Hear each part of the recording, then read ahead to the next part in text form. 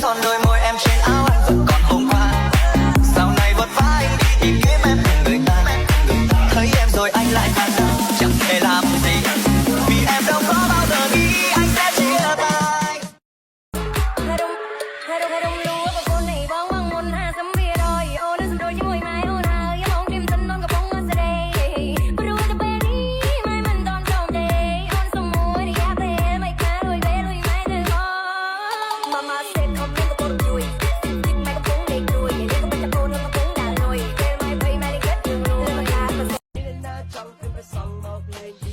Trong một 24 máu trên một bọt mẹ ơi.